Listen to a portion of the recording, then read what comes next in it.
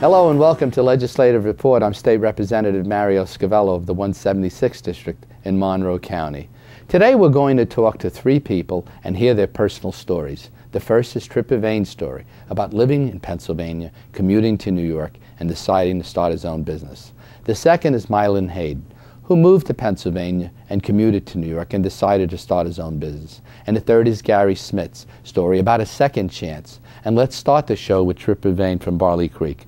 Trip, thank you so much for taking the time to be on the show. Mario, there's no other place I'd rather be. Oh, wow. Thank you very much, Trip. Yep. Trip, you're commuting from Pennsylvania to New York, and I'm sure that, I know we talked about this because I did that as well. Right. And what an agonizing trip. Oh, it was a fun commute in the sense that you tried to come up with different ways to beat the traffic, to come up with different ways to commute, whether you did it on a bus, whether you took a car, whether you parked at Journal Square, whether you parked somewhere else, just to mix it up to get rid of that monotony. And you'd get in early so that you would beat the traffic, and sometimes you'd leave early, but most often you'd leave late. So it was a long commute. And the question or the theme of the story is, hey, you wanted to start your own business. Well, there's two reasons why you want to start your own business, and one of them is to stop the commuting. I used to leave at 4:30 in the morning right. to go to New York, and sometimes 10:30 at night was the back home, and I couldn't take a bus. I had to drive. Right. Because I was on an island. So right. if you took the bus into New York, then I'd have to get on a subway and then on a bus. So by the time I got to the store, I might as well turn around and go back home. So. Well, there's a lot of commuters, out there in TV land that watch this show. Yeah. I would drive into Harrison, park the car at a NatWest branch, walk over to the PATH train, take the PATH train to the World Trade Center, and then walk from the World Trade Center down to Water Street, 175 Water Street. So, yeah, there was a lot of interesting moving parts. But one of the things that happens when you commute is you have a lot of time. And sometimes you have a lot of time in traffic. And so I actually brought a tape recorder and started recording some of the thoughts on how I'm going to start my own business. Wow. Yeah. And so let's talk about your business, Barley Creek Brewing Company. It's Barley Creek Brewing Company. It's the first brew pub microbrewery in Northeast Pennsylvania since Prohibition. We opened up in December of '95. I bought an old bankrupt building without the brew pub license in hand. There was a lot of naysayers. There probably still are. I probably was one of them too. I said, what is he doing? Yeah. Well, I didn't, look, no offense to all my friends who own candle shops, but there were already enough candle shops in the Poconos, and we needed a microbrewery. And so we did all the research, figured out how to get permits for a restaurant, figured out how to get permits for a brewery, and put a good team together, and the rest is history. We now have a little over 45 people working for us. We've got a wiffle ball stadium in our backyard. It's about 6 acres. Somewhere in the neighborhood of 20 different beers on tap, and 70% of our sales is food. Yeah. And I like to say that we have more high chairs than the local McDonald's, so it's a family-friendly restaurant too. What amazes me about what you do, and it's a good business plan, you keep reinvesting in your business. There isn't a day that goes by that I'll go there and see something different. From the solar panels, the expansion of your back room there, to have that open area that you can just open up the windows and you're there, like for private functions. Right. The wiffle ball that you just mentioned, and then up at the top there with the gazebo and all. It's just amazing. You could put a couple hundred people up there. And we've raised some good money for some local charities. Which, by the way, I'm chairing the fundraising part of the United Way this year. Yes. So yeah, there's done that. there's a lot of moving parts, and we just held a wiffle ball tournament for the United Way this past weekend, raised close to $4,000. Wow! And you imagine doing that playing wiffle ball. Amazing. But that's another thing that you are you're present in the community. And you're very generous to the community. And I think that's what makes you even extra special. The fact that you're a private owner, you're not a chain. That means you live in the community, and you give back to the community.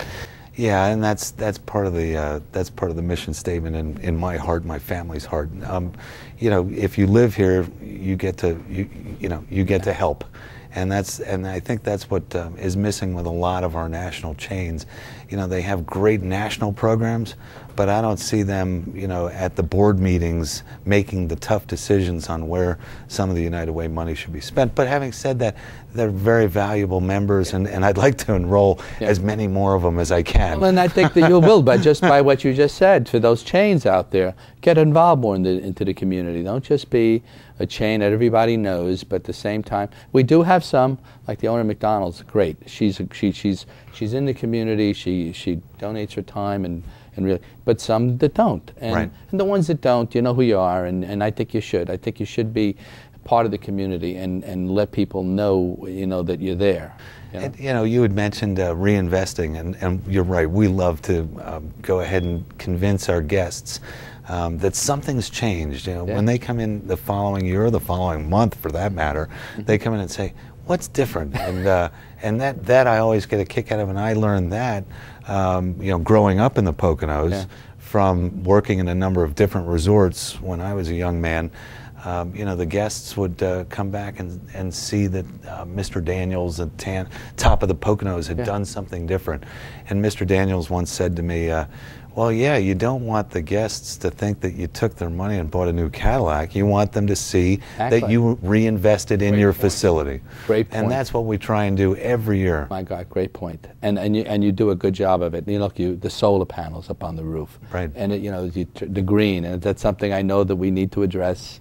That's part of another show, because we're going to come back to your place. Good. And we're going to do another show there. And the other thing is Friday nights. Friday nights, myself, former Representative Battisto, Bob Ugasini, Pat Ross, and another group, and we're there, and we'll have dinner, and we talk about what's happened in the past week, the problems of the Poconos.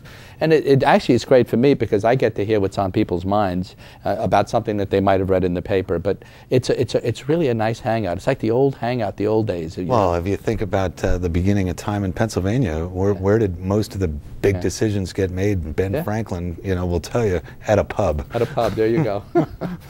But I just want to thank you for giving me the opportunity to speak to you. And you have a promise that we're going to come back and visit your place. I'd love to show it off. You really have something to show off, and it's a unique situation. So maybe we'll have a little scene of me and you wiffle ball. I promise not to strike you out. Thank you. Cheers. Legislative report will return in a moment.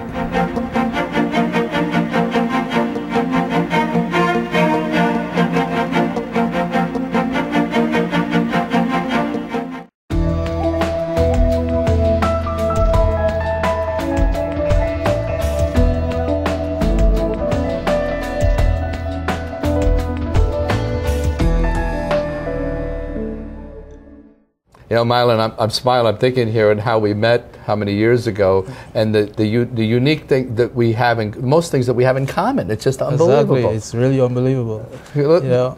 1996, or was it about 98? Was it 98? I moved here in 98. Yeah. And my very first week, I was commuting because I worked in New York. Mm-hmm.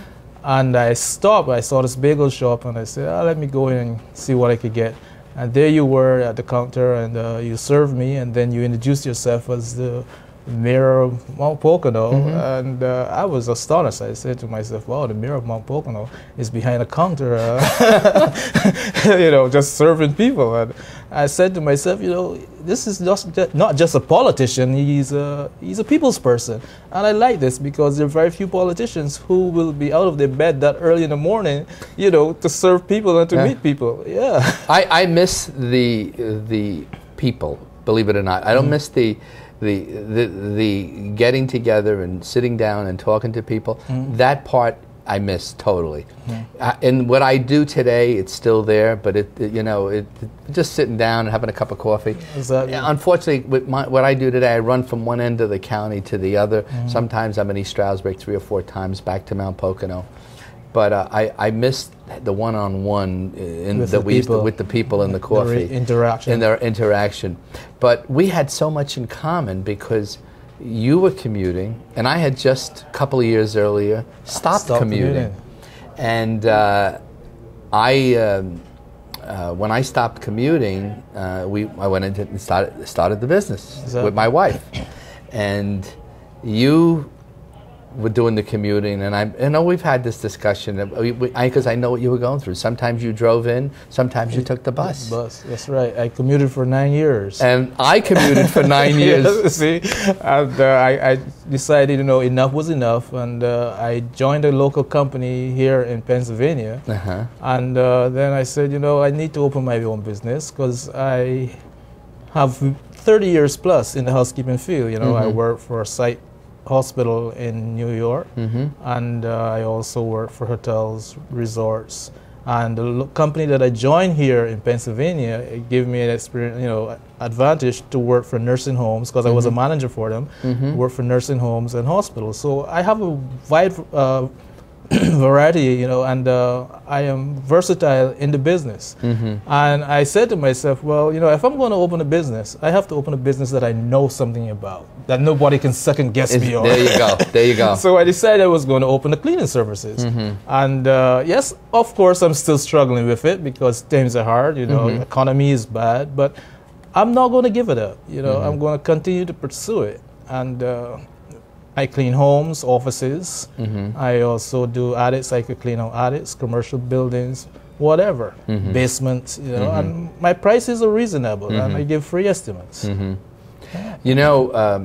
I know that the work ethic that you have, just the commitment that you had for 9 years to get into that vehicle, get onto that bus, and make that trip in, that anyone that uses your services will be quite pleased. Thank you very much, and that is true too, because I am committed. And my business, my name is my business and is my reputation, and I believe in doing a good job for everybody. And what I really want to do when I get my business up and running, I want to hire people, and the type of the real people that I want to give a chance to is some of our homeless people here in the Poconos, and people who live in shelters that, looking for a second chance. And I would be more than happy to train them and bring them up to speed to give them that second chance that they can do something with their lives. That's great. That's great. That really is, I know it's right here. You're speaking from the heart, my friend. Yeah. You're speaking from the heart, and to give people that opportunity, that and that's what life's about. Exactly. If there's people out there that give that second chance and help people, it's a better world. Exactly. It really is a better world. You're true. And it builds a little confidence in them, and it helps them. Well, I always say, my parents always tell me, everybody on this planet Earth were given a chance, believe it or not. Some form or fashion, every one of us were given a chance. We take a job interview, we were given a chance. That's right. Because they didn't have to hire us. Exactly right. Exactly right. So I believe everybody is entitled for that chance. And if I could get my business going where I would like it to be, those are the people that I would like to hire and give a second chance that they can move ahead. Because there are people out there, women who have kids, they're homeless, they're living in shelters, and they don't know sometimes where the next meal is coming from. I could, if I want your service, I'll get on the phone. You'll give me an affordable estimate. That means I can come in and you'll give me an estimate of what it is, and you just need the opportunity, an opportunity for people to see your work. Exactly. Yeah, and I'm telling you, I know you, and I know you a long time, and 14 years. That's gosh. Yeah, 14 years. That's right. Did I have hair then? Did I have any hair on my I really remember. I don't think you did. No, I don't think so. See, we have a lot in common. You know what? How many there are people that are like us also, that were making that commute, and it stopped, and it was, so when I decided to make the show, I wanted someone that made the trip, made that commute, and just said, hey, it's time to fight. Enough is enough. That's right. And so to me, that you were the first person that came into my mind. I says, I've got to do this with Mylon, because there's so much there in common, my friend. Even with the company that I joined here, the local company, they assigned me to a local hospital here in Scranton, and then after that, 2 years after that, they put me on the road. And I was all over the state of Pennsylvania, from, you know, even Ohio. My last store was Buffalo, New York. Wow. And I said, you know what? This ain't going to work. Enough is enough. Yeah, that's the commuting. You went back commuting. Exactly. You went back commuting. I figured, I said, I'm going to bite the bullet, and I'm going to struggle, and I'm going to stick with my business.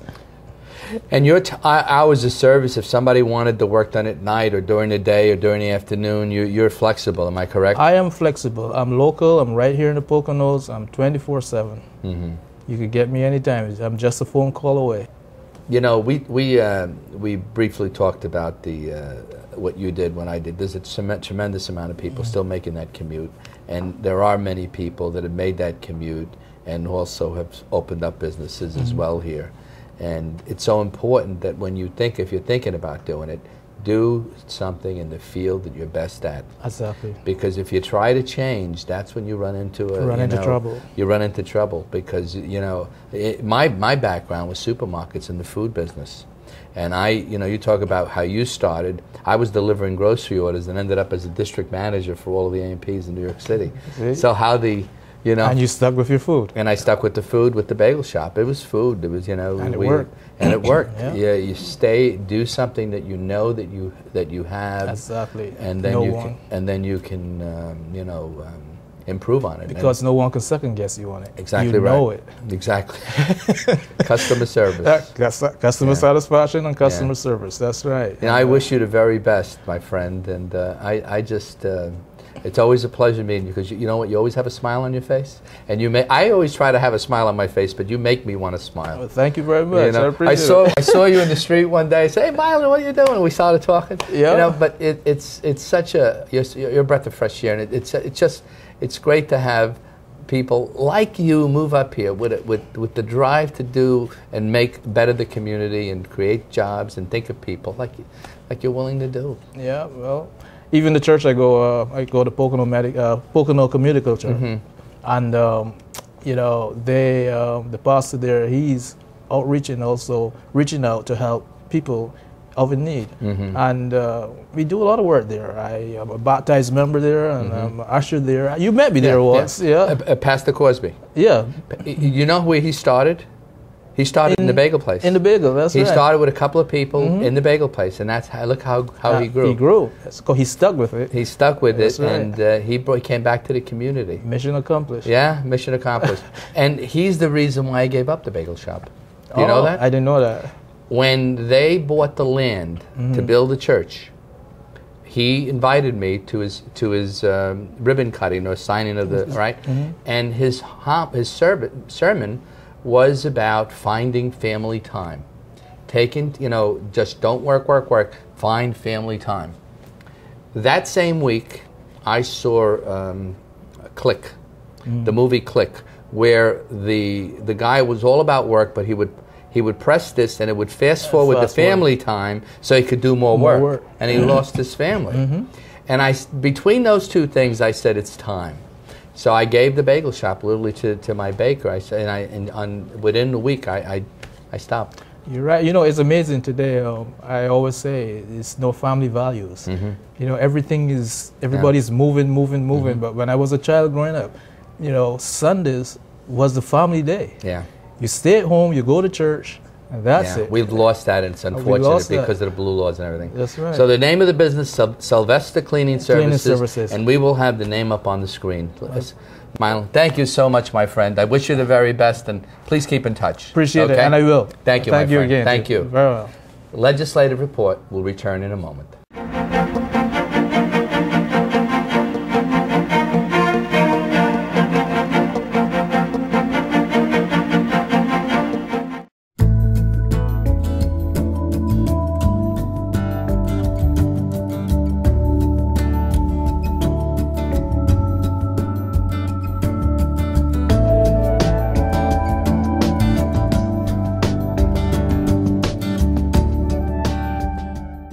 Welcome back to Legislative Report. My guest, Gary Smith. Gary. You know, I'm a little bit nervous. You called me up to the 5th floor here, and I'm scared that something's going to happen. Are we okay? Well, you know what? I try to pick a location because I think it's so unique. You know, to pick Stroudsburg because of the fact that you were in Stroudsburg for so many years. 17 years. 17 years on the radio, and you've come back to the radio, and you chose to put your studio back here in Stroudsburg. You know, it's funny when I was let go from the radio station about 5 years ago.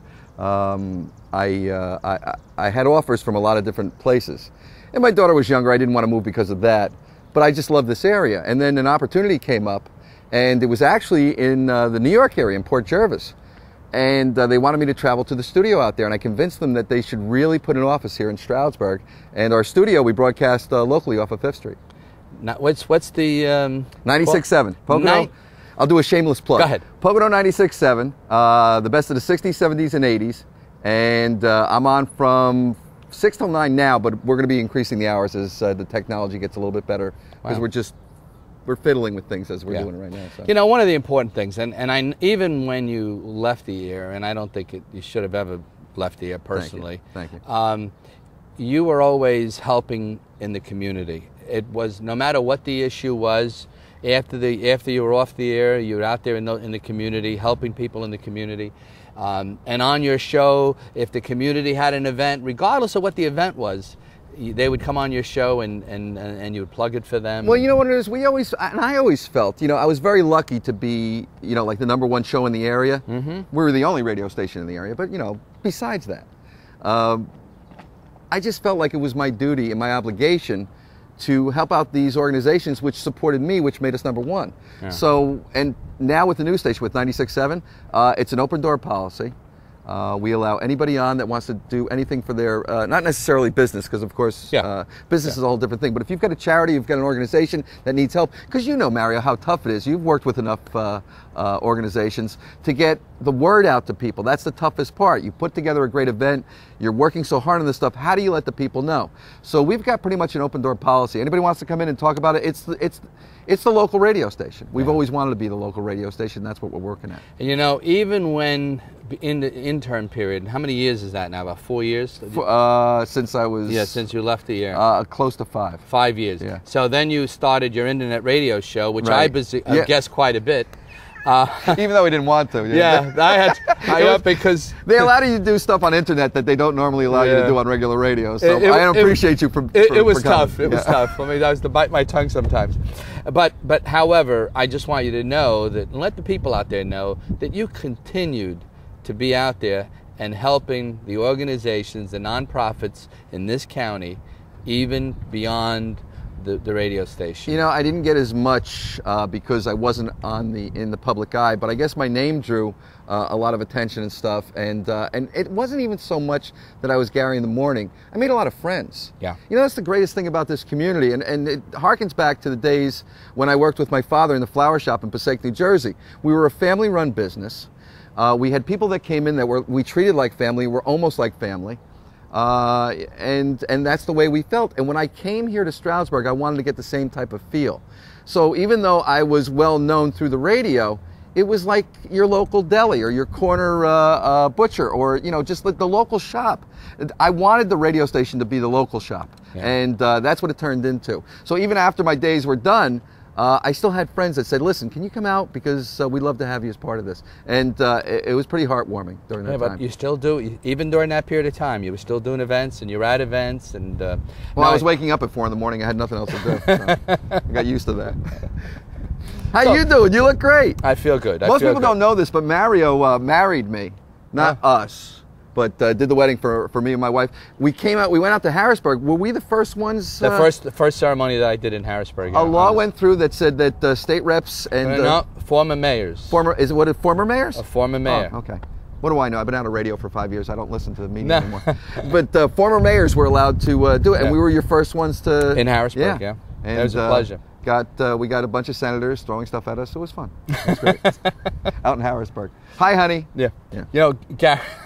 Hello, Lori. If I don't do that, I'll get in trouble. So. But this is what's great about you, because, you know, you on the radio, you're so entertaining. Thanks. You don't know what you're going to be saying Now, next. you know what we got in this radio station, which I didn't have before? I've got a dump button. Oh. So we never had that at the other radio stations. So now, if somebody says something wrong, or if I say something wrong, I just hit the dump button, it's gone. Wow. Had I done that before, if I had a dump button, I'd still be hired at the other place. Yeah, but you know what? I don't think that what you said or what you did was really, because people know you, know that that's not Gary. For them to think that that's what... I appreciate that. You know what's funny about that whole thing? Because you know what happened, and I don't want to rehash. Yeah. But in radio, that's what happens, and it's a matter of an ebb and tide. If I was making a lot of money for them, and they were in a situation where they thought that I could be an advantage to the radio station, they would have fought for me. Yeah. But at that point, they decided they wanted to go in a different direction. They used that moment to do it, and it was a legitimate thing. Yeah. I said something wrong. I admit it. I've moved on. But I appreciate you saying that. Yeah. That's awfully nice of you. I Well- don't even remember what I said. Yeah, I don't think anybody does, believe it or not. But anyway, let's talk about your show. Okay. Who's your... We have Elisa back with us. Oh, my who gosh. was on the show before. Yeah. Now I'm talking to a new wife because I'm remarried. You know, but we are bringing my ex-wife back on, much to the chagrin of my wife. And we're doing Battle of the Network Wives. Wow. Well, what we're doing is we're getting my ex-wife and my new wife to get together. We ask a question about me, and we see who knows me better. Oh, wow. Yeah, I know. Are you sure? Are you sure you want to do that? You know, every time I do this, and even the camera people are looking at us going, "What's wrong with you?" But let me tell you, it's great radio. It's a lot of fun. You know, the best thing is people that come on the show get it. They understand that we're just having fun and we're just joking with each other. Yeah. And the thing that's really missing, aside from the public service, is people need to laugh in the morning. People need to enjoy themselves. I'm getting people calling up and saying, finally I can tune in and have a laugh. You get your coffee and you need your laugh to get you going in the day. Especially if you're in a car here in Monroe, you know, stuck on 80, whatever, you know. I agree. That's so important. And you'll have the local traffic. We do all the local traffic. You know, the cool thing is, like, most radio stations do traffic updates and they come from like a service or something like that. We rely on the people. We find it out quicker. People call in faster. There was just something on Route 80 just recently with that truck fire. We had that 2 seconds after it happened. If you listen to another radio station, it would have been longer with the service and everything. I really would like to take credit for the show, but it's really the people that listen in that make the show. That's fabulous. Yeah. That you had that in that short period of time, because there was it was roadblock. Yeah, we were only on a week and a half, and people are already calling in. People are picking up. People are calling us that listened to us 5 years ago. Yeah. And they're all saying welcome Welcome back. It's back, like the isn't it? families all coming Yeah. back for a reunion, so it's a lot of fun. Like welcome back Carter. Welcome back. Whatever that guy is. Where are we? Well, you're. Oh, look, the courthouse. Yes, that's why we picked Stroudsburg. We wanted people to know that here you are. You're back here in Stroudsburg, and Hey, Strasbourg! Wake Okay. up! I'm back. I'm sorry. boy, did I make a mistake with Yeah, you. what were you thinking? Don't we have to wrap? No, you know what? It is.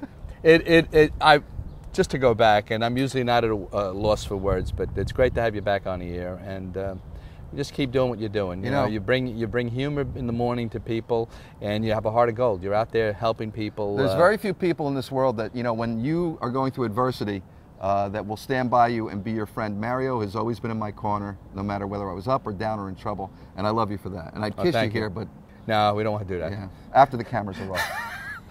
Gary, I love you. It's been an absolute pleasure. And again, Thanks. thank you for giving me the opportunity. What's the call letters again? 96.7, Pocono 96.7. Listen all the time. We'll be online very soon at Pocono967.com. I'm so excited to be with Mario. I can't remember the number. What's the telephone if they want to call in? If you want to call in, 570-420-9670. Very good. All right. You did that. You remembered. I Took me put a you on long- the spot yeah, there. yeah, Usually have it written. I was ready to jump off the roof. Okay. Thank you, Gary, for giving me the opportunity. Mario. Welcome back, and I wish you the very best. Continue what you're doing, especially keeping a little humor in people. In the morning when you're sitting in that car having that coffee. You're right.